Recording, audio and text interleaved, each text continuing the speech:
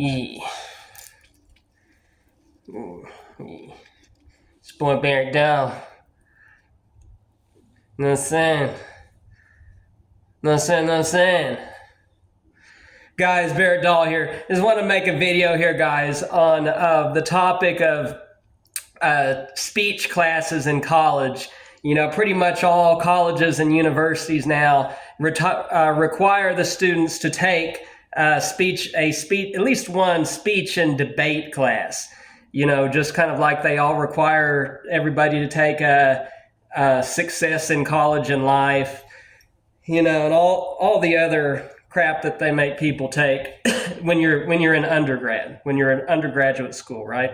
Before you, if you ever go to graduate school, that's the thing about graduate school, you only take what your specialty area is, right? So anyways, I want to talk about the speech and debate class, okay? Guys, my history with the speech and debate was pretty rough and rocky. I attended a total of 7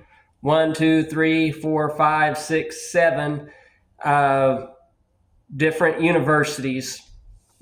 I failed speech and debate 7 different times. I failed them at every single one of my universities until my final. And the reason why I kept failing it was because the professors didn't understand me. They weren't abiding by my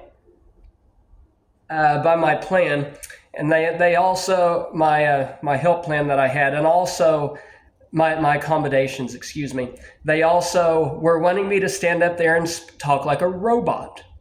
They wanted me to talk like a robot and read a pre-designed, pre-structured speech like a robot instead of talking to the people like they're human beings.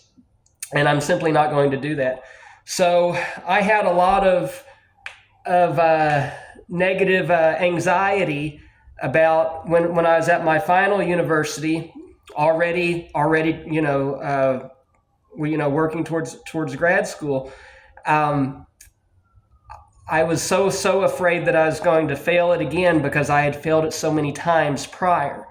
So this speech and debate professor, this lady, she was very, very old. She was in a motorized wheelchair. She was different, okay?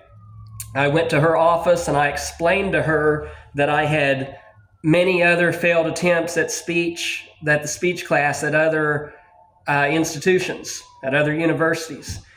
And this lady, this professor, her name was Mrs. Gunn, like a gun, boom, boom, boom, only her name had 2 N's. It was Gunn, okay? So I went in there to her office, explained, my history with it, and she said, "Look, I'm different. I know about you. I know about you. I know about your autism, and I'm going to treat you right. I'm going to treat you right." I said, oh okay, that's good. And she said, "Here's the deal. My rule with students is that you can talk about anything you want, but you can't talk about PETA." She said, "Anything else is fair game. If you want to talk about child pornography, that's fine. If you want to talk about the death penalty, that's fine. You want to talk about atomic bombs, that's fine. But you can't talk about PETA. PETA is off limits." Well, I thought, okay. That's kind of strange, but I can abide by that. So PETA, what is PETA, folks? What exactly is PETA?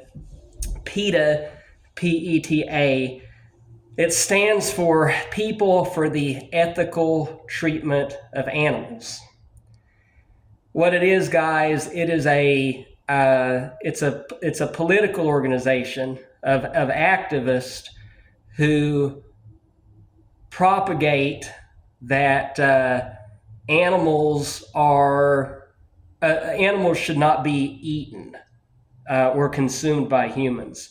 They believe that cooking animals is sinful.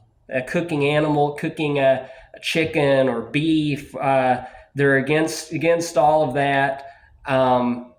They believe that non-human animals, humans, Homo sapiens are kingdom Animalia, right? They believe that non-human animals, like chickens and cows, all of that should never be eaten because that involves their death. And they kind of trickle this down into vegetarianism and veganism and all that. And this group has been, over the years, some of their protests have gotten violent. They've protested NBA games. They've ran out onto the floor at NBA games and laid down and interrupted the games, stuff like that. So that, for whatever reason, that was sensitive to Mrs. Gunn. And why? I don't know. It could be, maybe her family was in the farming industry. Maybe her family owned a horse slaughter farm. That was probably the case, because this was kind of an agricultural school. Students were. This was again not my first university I attended, but students were required to take one agricultural class because the class had an agricultural background or base to it. Anyways, so I abided by that. I did not ever talk about PETA. And every one of my speeches were about firearms. Who would have thought, right? Who would have thought that, right? Surprising, right? Actually, one of my speeches was on the Old West and my love and passion that I have for the American West. But all of my others were about guns. And come the end of the semester, she gave me an A+. I got an A+ when all those other teachers had given me an F. Okay? An F, not only an F, but an F- with a bunch of nasty remarks written on the report card. I mean mean and nasty remarks. But Miss Gunn did not do any of that. So, but moral of the story, guys, is that everyone is different. And just because you weren't successful at one institution doesn't necessarily mean that you would not be successful at another institution. And public perception of others is so variable from person to person, guys. Everyone in the world has a different opinion about me.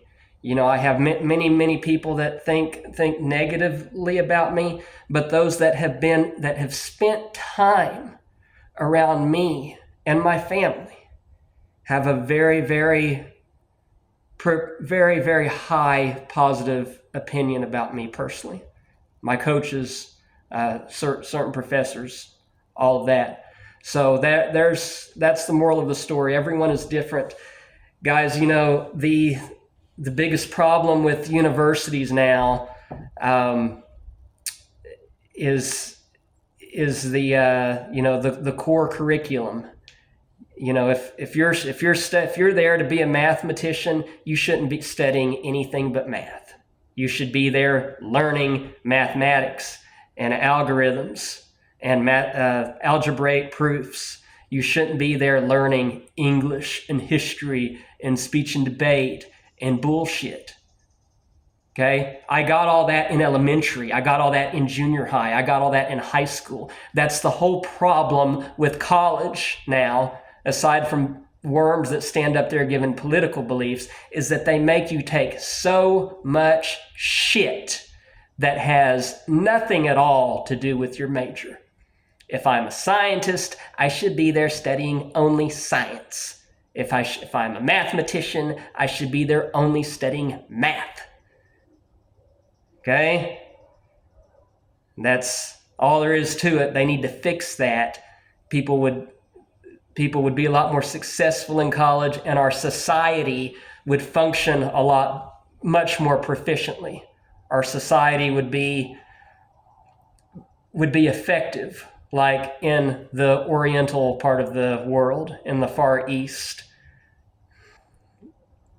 like India and Japan. You know, when you want to look at the best engineers, you only look at India, guys.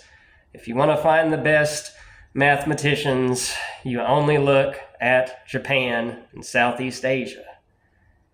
That's because their system is different than ours, right? Right. Many problems with the university systems here. It needs to be more like in the Far East. So there you go, guys. Until next time, don't settle for half the facts, get it all, and I mean get it all with me, Barrett Dahl. Best believe it. Undisputed.